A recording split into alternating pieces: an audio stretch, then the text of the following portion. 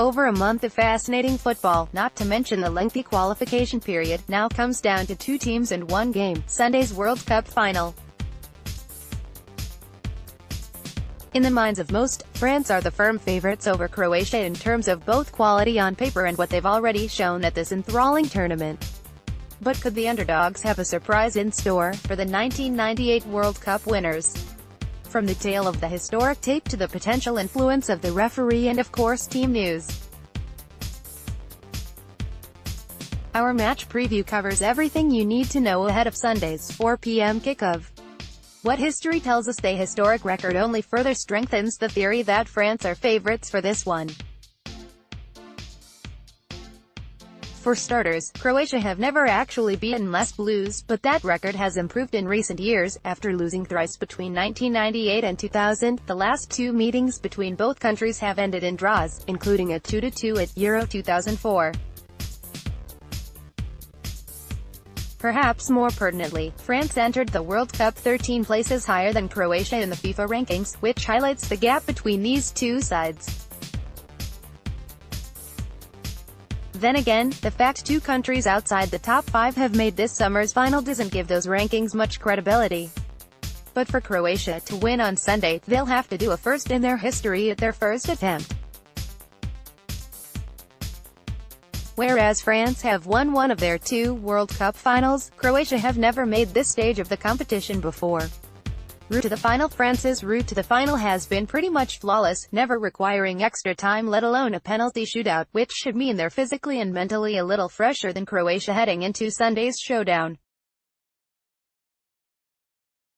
Even the 4-3 with Argentina was by no means as close as the scoreline suggests. They were the better team for substantial periods, and it was the only occasion in which this France side has conceded more than once at the World Cup. That centre-back pairing of Raphael Varane and Samuel Umtiti, responsible for 4 clean sheets in 6, will be a huge part of any victory in the final. In contrast to France, Croatia have had to claw their way to this point of the competition, despite facing theoretically simpler opposition. All 3 of their knockout games have involved extra time, including the semi-final against England, and 2 have gone to a penalty shootout. Encouragingly for France, the Balkans nation haven't kept a clean sheet since demolishing Argentina in the group stages, although they have scored at least twice in all but one of their 6 World Cup outings so far.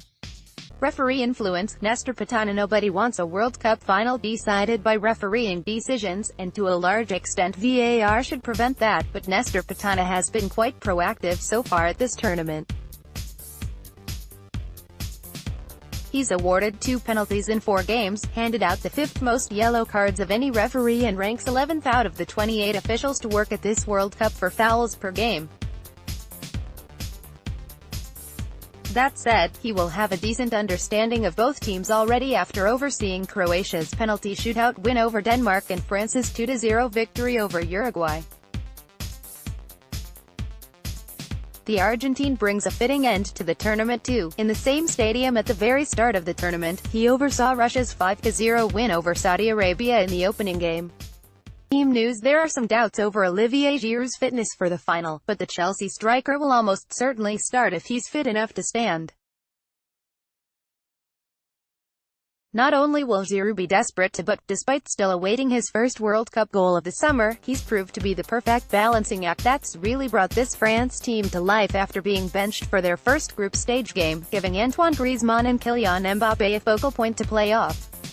At this stage of the tournament, Didier Deschamps appears to have finally settled on his best setup after some early tinkering.